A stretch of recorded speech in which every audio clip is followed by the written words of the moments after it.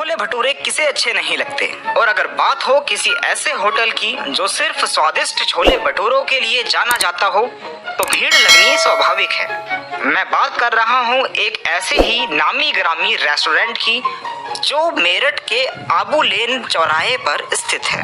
यह रेस्टोरेंट काफी बड़ा है, ऊपर और नीचे मिलाकर लगभग 200 लोगों के बैठने की जगह तो होगी ही। यहाँ के छोले भटूरे के बारे में सोचकर ही मुंह में पानी आ जाता है। क्या मस्त क्रिस्पी बड़े बड़े भटूरे के साथ बड़े काले चने के छोले, फ्राई किए हुए चटपटे आलू और महीन कटे हुए मूली गाजर के साथ साथ हरी चटनी भी मिलती है। बात उस समय की है जब इतना सब कुछ मात्र 20 रुपए में मिला करता था।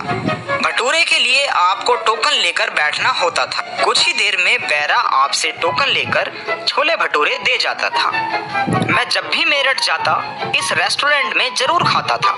एक बार की घटना आप लोगों को बताने से मैं अपने आप को नहीं रोक पा रहा हूँ। यह घटना जब भी याद आती है, कहीं भी रहूं, किसी भी परिस्थिति में रहूं, गुदगुदा जाती है। अकेले अकेले हंसने से अच्छा है कि आप लोगों को भी हंसाया जाए। तो सुनिए क्या हुआ था।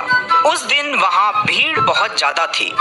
मैं टोकन लेकर एक साफ सुथरे टेबल पर बैठ अपने छोले भटूरों का इंतजार कर रहा था। मेरे बगल में एक और सज्जन आकर बैठे और वो भी भटूरे के आने का इंतजार करने लगे।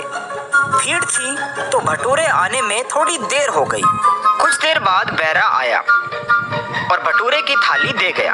आपने भी कुछ लोग ऐसे जरूर देखे होंगे जिन्हें अगर समोसे के साथ छोले मिल जाएं तो वह एक समोसे से ही सारे छोले खाकर दूसरे समोसे के लिए दोबारा छोले मांगते हैं और अपना पूरा पैसा वसूल करना चाहते हैं। ठीक इसी तरह के थे वो सज्जन जो मेरे पास आकर बैठे थे।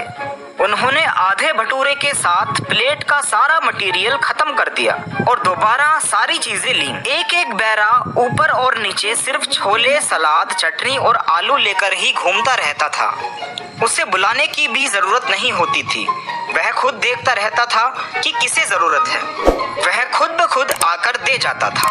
जब उस बैरे ने देखा कि वे सज्जन तीसरी बार उसे बुलाकर छोले, चटनी और आलू मांग रहे हैं तो वह उन्हें अनदेखा करने की कोशिश करने लगा। पर वो सज्जन मानने वाले कहाँ थे। उन्होंने भी जैसे अपना पूरा पैसा वसूल करने की जिद पकड़ ली थी।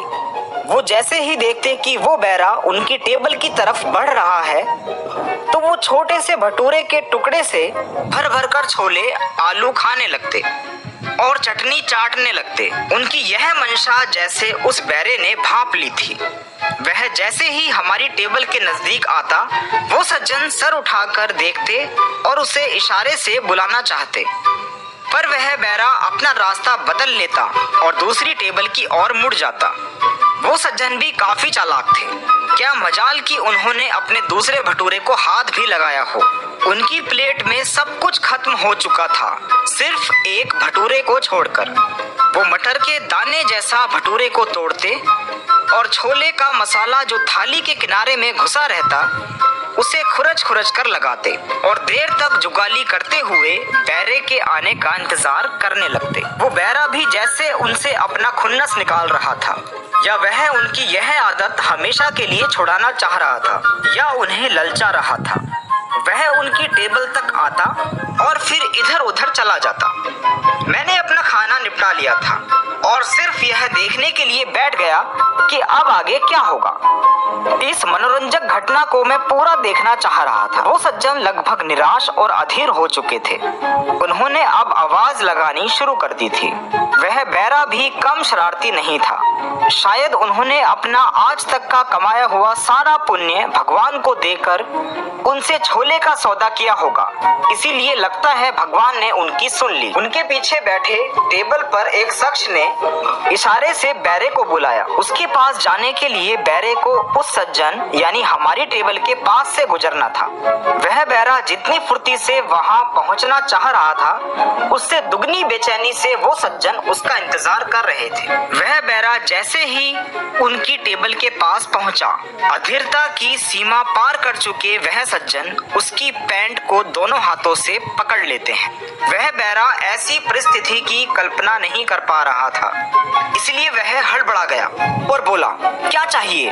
उन्होंने कहा, छोले चाहिए। बैरे ने कहा, पीछे देकर आता हूँ। वो बोले, नहीं, पहले मुझे दो। बैरे ने शरीर झटक कर अपनी पैंट छुड़ानी चाहिए, पर उनकी पकड़ काफी मजबूत थी। बैरा खींचते हुए बोला, पैंट छोड़िए। उन्होंने कहा, जब तक दोगे नहीं तब तक नहीं छोड़ूंगा, पहले छोले दो। बैरे ने कहा, विश्वास तो कीजिए, उनको एक बार भी नहीं दिए हैं, पहले उन्हें देकर आता हूँ, फिर आपको दूंगा। उन्होंने कहा, तुम कब से ऐसे ही कर रहे हो? जब भी बुला रहा हूँ इशारे से बता रहे हो कि आता हूँ, पर आते नहीं। इस बार पकड़ में आए हो, बिना छोले लिए जाने नहीं दूंगा। वह बेचारा बैरा इस बार फंस गया। उसने थोड़े से छोले उनकी प्लेट में रख दिए और बोला, लो ठूसो, 3 बार ले चुके हो, फिर भी तुम्हारा मन नहीं भरा, लो ठूस लो। वे सज्जन 3 बार लिए छोले से एक भटूरा खा चुके थे। अब इतने थोड़े से छोले जो बेइज्जती के साथ मिले थे, उससे अपना भटूरा सर झुकाकर खा रहे थे। ये थी कहानी छोले भटूरे।